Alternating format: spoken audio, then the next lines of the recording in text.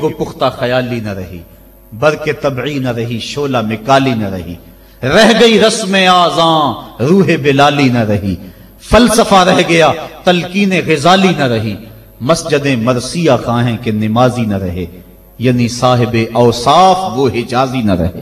آج ہمارے اندر کچھ نہیں رہا، دم خم ہی نہیں رہا، ورنہ اس امت کا بکھرا ہوا شیرازہ آج بھی متحد ہو سکتا تھا۔ آج پوری امت جس طرح دھکے کھا رہی ہے، کس کے سامنے نہیں ہے حالات۔ کبھی ہمارا کردار لوگوں کو زندگی کی راہیں دکھایا کرتا تھا، آج ہمیں دیکھ کے لوگ دین سے بدزن ہوتے چلے جا رہے ہیں۔ حضرت نبی رحمت صلی اللہ علیہ وآلہ وسلم کی سیرت میں مشتمل ایک کتاب لکھی گئی ہے، عرب کا چاند، اور اس کا رائٹر ہے سوامی لکشمن پرشاد، انڈیا کا رہنے والا ہے۔ اس نے حضور کی سیرت پر 200-250 صفحات پر مشتمل کتاب لکھی۔ بچپن میں میری نظر سے بھی گزری، بڑے ذوق سے اس کو پڑھا تھا۔ سوامی لکشمن پرشاد سے انٹرویو کیا گیا کہ تو نے حضور کی سیرت پہ کتاب لکھی ہے، اتنا بڑا کام کیا، تو کلمہ پڑھ کے حضور کا غلام کیوں نہیں بن جاتا؟ جس انداز سے تو نے محبت کے موتی بکھیرے ہیں اور الفتوں کے پھول اس کتاب میں تو نے اگائے ہیں، تو کیوں نہیں کلمہ پڑھ کے حضور کا غلام بن جاتا؟ تو لالو کا جواب سنیے، ہماری آنکھیں کھول دینے کے لیے کافی ہے، اور اتنا زناٹے دار تماچا ہے، اگر ہم محسوس کریں تو صدیوں اس کی کسک نہ جائے، اگر نہ محسوس کریں تو وہ ایک گاڑی کے پیچھے لکھا تھا، عقل نہ ہو تو موجہ ہی موجہ، لیکن اگر سمجھنے کی بات ہو تو اتنی بڑی تنبیہ ہے کہ پاؤں کے نیچے سے زمین نکل جاتی ہے، اور ہمیں اپنے وجود سے شرم آتی ہے، ہمارے جسم کا ایک ایک رواں پسینے سے شرابور ہو جاتا ہے۔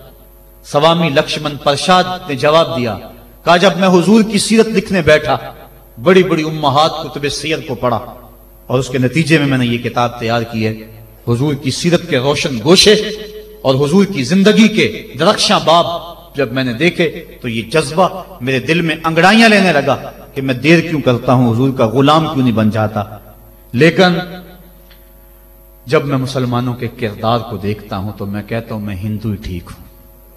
ہمارا کردار لوگوں کے ایمان کے راستے میں رکاوٹ بنا ہوا ہے۔ جب امریکہ کے خلاف نعرے لگ رہے تھے، ان نعرے لگانے والوں میں میں بھی شامل تھا، لیکن ایک بات میں نے کہی تھی، میں نے کہا آج ہم دنیا کی اس طاقت کے ساتھ ٹکر دینے کی بات تو کرتے ہیں، لیکن ہم نے کبھی اپنے کردار کو جھانک کر کے بھی دیکھا؟ جس بستی، جس شہر اور جس ملک کی حالت یہ ہے کہ واٹر کولر کے اوپر لگے ہوئے جو گلاس ہیں وہ بھی زنجیروں سے باندھے ہوئے ہوں، وہ قوم امریکہ جیسی قوم سے ٹکر نہیں کر سکتی ہے۔ مسجدوں کی لیٹرینوں کے گندے لوٹے بھی سنگلیوں سے باندھنے پڑے، جس قوم کا یہ کردار ہے، کیا وہ قوم پنپ سکتی ہے، جہان میں نشو و نما پا سکتی ہے؟ ہم تو اس قدر گراوٹ کا شکار ہیں، ہم اس قدر گرے ہوئے ہیں کہ ہماری لیٹرینوں کے گندے لوٹے وہ بھی باندھ کے رکھنے پڑتے ہیں، ورنہ ہم اتنے چور ہیں کہ وہ بھی اٹھا کے لے جائیں۔ تو جس قوم کا یہ حال ہو، وہ قوم کیا دنیا کی طاقتور قوموں کی آنکھوں میں آنکھیں ڈال کے بات کر سکتی ہے؟ آج ہمارا المیہ یہی ہے، ہمارے پاس سب کچھ ہے، لیکن ہمارے پاس وہ ایمان کی حرارت نہیں رہی، وہ دیانت نہیں رہی، وہ روشنی اور وہ نور نہیں رہا، وہ ہمارے پاس وہ اجالے نہیں رہے۔ قرآن نے ہمیں جو زندگی گزارنے کا ڈھب دیا ہے، ہمارے پاس وہ ڈھب نہیں رہا۔ ہماری زندہ لاشیں لوگوں کے ایمان کے راستے میں رکاوٹ بنی ہوئی ہیں، ورنہ ہم اپنے صدر اسلام میں دیکھتے ہیں اور بعد کی کہانیاں پڑھتے ہیں تو دنگ رہ جاتے ہیں۔ امام محمد کا جنازہ اٹھتا ہے تو ایک یہودی آگے بڑھ کے جنازے کی چارپائی کو کندھا دینے کی خواہش کرتے ہوئے آگے بڑھتا ہے، اور جو ہی کندھا امام محمد کے جنازے کی چارپائی پہ چھوتا ہے تو اس کے لبوں پہ کلمہ جاری ہو جاتا ہے۔ ہمارے بزرگوں کی لاشیں بھی دین دیا کرتی تھی، ان کی میتیں بھی لوگوں کو کلمہ دیا کرتی تھی، اور ہماری زندہ لاشیں لوگوں کو اسلام سے ہٹا رہی ہیں۔ میں نے اور آپ نے اپنے رویے کو دیکھنا ہے، اپنے عمل پہ غور کرنا ہے۔ علماء نے اپنے منصب کو دیکھنا ہے، جو صوفیاء اعظام ہیں، مشائخ ہیں، انہوں نے اپنے منصب کو دیکھنا ہے، اور جو عوام ہیں انہوں نے اپنے منصب کو دیکھنا ہے۔ تیرے صوفے ہیں فرنگی، تیرے کالی ہیں ایرانی، خون کے آنسو رلاتی ہے جوانوں کی تن آسانی، ہر کوئی مست مئے ذوق تن آسانی ہے۔ تم مسلمان ہو یہ انداز مسلمانی ہے، حیدری فقر ہے نئے دولت عثمانی ہے، تم کو اسلاف سے کیا نسبت روحانی ہے، وہ معزز تھے زمانے میں مسلمان ہو کر، تم خار ہوئے ہو تارک قرآن ہو کر۔ ہماری ذلت، ہماری پستی، ہماری زبوحالی کی وجہ یہ ہے کہ ہم نے قرآن سے ناتا توڑ لیا ہے۔ آئیے قرآن سے ٹوٹا ہوا ناتا دوبارہ جوڑیں اور صحیح معنوں میں مسلمان بن جائیں۔ جب صحیح معنوں میں مسلمان بن جائیں گے تو دنیا کی بڑی طاقتیں ہمارے سامنے خم ہو جائیں گی۔ ہم تو 313 ہو کے نہیں دبے تھے، اب تو دنیا کی ایک بہت بڑی قوت ہے اہل ایمان۔ تو آئیے ہم قرآن مجید سے اپنے رابطے کو مضبوط تر کریں اور قرآن مجید کی جو تعلیمات ہیں ان تعلیمات کو اپنے معاشرے میں نافذ کرنے کی کوشش کریں۔ دیکھیے ہمارا معاشرہ اس وقت جس بد امنی کا شکار ہے اور جو مالی وسائل اس وقت ہمارے پاس موجود ہیں اور آسائشیں اللہ کی طرف سے اس وقت برس چکی ہیں ہمارے اوپر، اس کے باوجود ہر طرف بے یقینی، بے نوری اور عدم اطمینان۔ اس کی بنیادی وجہ چونکہ طمانیت دولت میں نہیں ہے، یہ بات ذہن میں رکھیں۔ طمانیت لمبی گاڑیوں میں نہیں ہے، سکون کی دولت خوبصورت عورت کے پہلو میں نہیں ہے۔ طمانیت تمہیں ملے گی تو اللہ کی یاد میں ملے گی، طمانیت ملے گی تو ذکر الہی میں ملے گی، طمانیت تمہیں ملے گی، سکون کی دولت ملے گی تو قرآن کے دامن سے ملے گی۔ آج اتنا کچھ ہونے کے باوجود بھی رسوائیاں ہمارا مقدر ہیں، ذلت ہمارا مقدر ہے، اور آج ہمارا وجود امت مسلمہ کے لیے ایک داغ کی حیثیت رکھتا ہے۔ یہ ایک ایسا دکھڑا ہے کہ میں کس انداز سے اس بات کو آپ کے سامنے رکھوں، یہ اندر کی کیفیت ہے۔ اللہ تعالیٰ اس امت کو کھویا ہوا وقار عطا کر دے اور ہم اس جگہ پہ آ جائیں جس جگہ سے ہٹ کے ہم چلے گئے ہیں۔ قرآن فہمی کا نور اگر ہمارے دل میں اترنے لگ جائے تو ہماری زندگی خود بخود سہل ہو جاتی ہے۔ میں کل دیکھ رہا تھا قرآن مجید نے زندگی گزارنے کے 2 ضابطے بیان کر دیے، وَتَوَاصَوْا بِالصَّبْرِ وَتَوَاصَوْا بِالْمَرْحَمَةِ، یعنی صبر اور مرحمت، یہ 2 چیزیں ہیں جو معاشرے کو سکون اور طمانیت دیتی ہیں۔ یعنی معاشرے میں 2 طرح کے طبقے ہیں، ایک وہ طبقہ جو پریشانی، دکھ، اذیت، پسماندگی، بیماری، دکھ اور غم میں ہے، اور ایک وہ طبقہ جو خوشحالی، دولت مندی اور صحت، عافیت اور فراوانی میں ہے۔ اب دونوں کی ذمہ داریاں قرآن نے بیان کر دی۔ اگر ہم اس پہ آ جائیں اور قرآن کی اس تعلیم کو سامنے رکھ کے اپنے معاشرے کی راہیں درست کرنا شروع کر دیں تو ہمارا معاشرہ جنت بن جائے۔ جو بیمار ہے، پریشان حال ہے، دکھی ہے، اس کو قرآن تاکید کرتا ہے تو صبر کر، اور جو خوشحال ہیں، دولت مند ہیں، صحت عافیت سے مالا مال ہیں، ان کو قرآن تاکید کرتا ہے تم رحم کھاؤ۔ اور اگر مصیبت زدہ صبر کی کوشش شروع کر دے اور جس کے پاس دولتوں کی، عافیتوں کی، صحت کی فراوانی ہے، وہ دوسروں کے دکھ بانٹنا شروع کر دے تو آپ بتائیں کہ معاشرے کے اندر کتنا حسن پیدا ہو جائے۔ لیکن ہم نے کبھی اس نظر سے دیکھا ہی نہیں۔ عید الفطر کے موقع پہ پچھلے سال اس پر مفصل گفتگو کی تھی، جو احباب وہاں موجود تھے انہیں یاد ہوگا کہ ہماری عید کیا ہوتی ہے۔ ایک طرف تو خوشیوں کے گہوارے ہیں اور دوسری طرف غم کے اندھیرے ہوتے ہیں اور ہم عید منا رہے ہوتے ہیں۔ ہماری عید جو ہے وہ غریبوں کو، پسماندہ لوگوں کو، پریشان، دکھی اور بیماروں کو، ان کو اپنی خوشیوں میں شامل کرنے کا نام حقیقی عید یہ ہے۔ اپنی خوشیوں کو خرید لینا اور اپنی خوشیوں کا متوالا ہو جانا یہ ایک مومن کا مزاج نہیں ہے، وہ دوسروں کو ساتھ لے کے چلتا ہے۔ عید کے دن کلیجہ پھٹتا ہے جب ایک طرف امیر کا بگڑا ہوا بچہ گولڈن سیب کا ایک کونا کاٹ کے دوسرا کتے کے آگے ڈال رہا ہوتا ہے اور دوسری طرف بیوہ کا غریب بچہ چھابڑی لگا کے آلو چھولے بیچ رہا ہوتا ہے۔ بچوں کے جذبات تو ایک جیسے ہوتے ہیں، وہ ایک طرح سے سوچتے ہیں۔ ہر بچہ بچپن میں بادشاہ ہوتا ہے۔ اگر امیر کا بچہ کھیلنے کو چاند مانگتا ہے تو یہ آرزو غریب کے بچے کی بھی ہوتی ہے۔ یہ عید کے دن بھی تفریق ہم نہیں مٹا سکتے۔ میں نے کرن نامی اس عورت کی مثال دی تھی کہ جس نے اپنے مزدور باپ سے کانچ کی چوڑیاں مانگی اور وہ کانچ کی چوڑیاں بھی فراہم نہ کر سکا تو اس نے خودکشی کر لی۔ بچی کی عمر 7 سال تھی۔ کیا وہ معاشرے کے کندھوں کے اوپر بوجھ نہیں ہے؟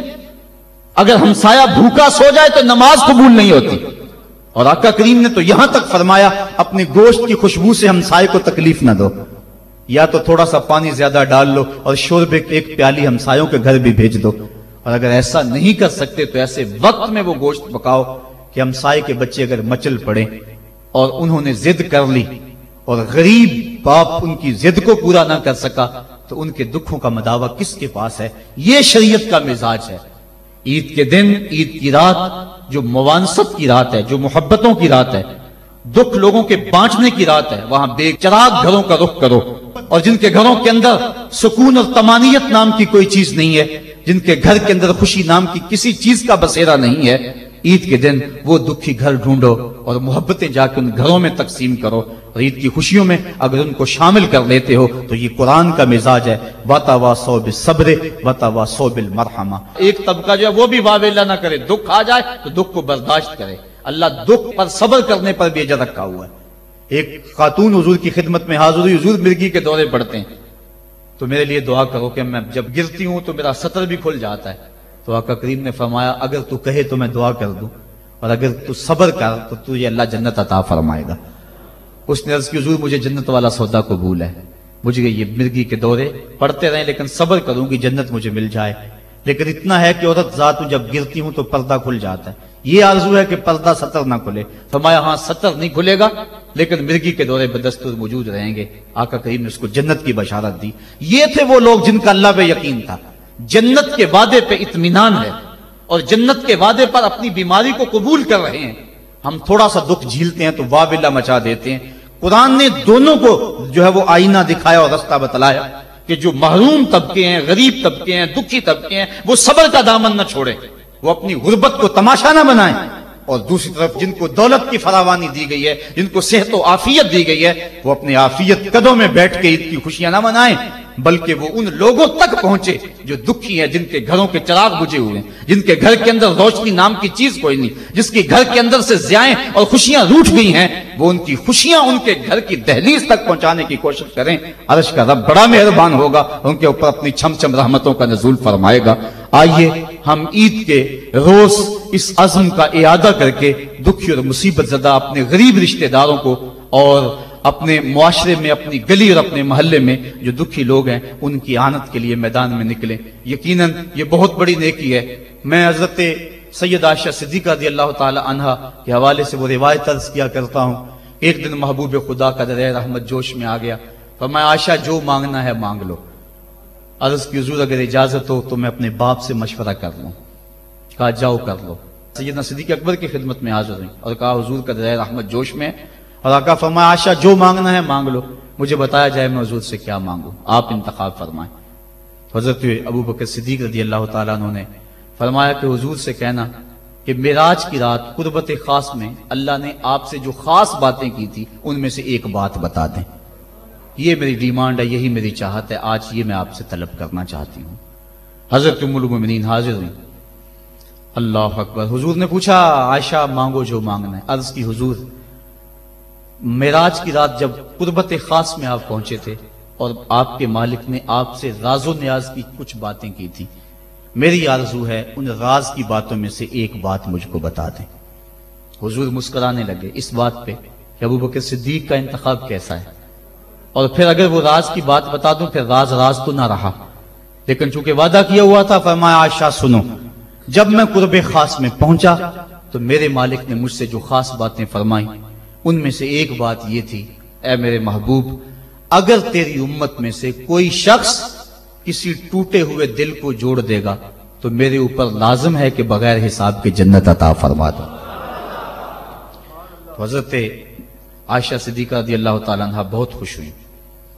حضرت صدیق اکبر نے بتایا ہوا تھا کہ جو حضور کہیں وہ مجھے ضرور بتانا ہے۔ حاضر ہوئی اور آ کے کہا آپ رونے لگے۔ کہا بات رونے والی تو نہیں ہے، بات تو خوش ہونے والی ہے۔ بسا اوقات کسی کا دل ہم جوڑ دیتے ہیں، کوئی کسی کو قرضہ دے دیا، دکھی کے کام آگے کسی بھوکے کو کھانا کھلا دیا، یہ تو کام بن گیا، جنت کے راستے آسان ہوئے۔ کہا میں اس کو دوسرے پہلو سے دیکھ رہا ہوں، تصویر کا دوسرا رخ دیکھ رہا ہوں، میں اس کو ذرا معکوس دیکھ رہا ہوں۔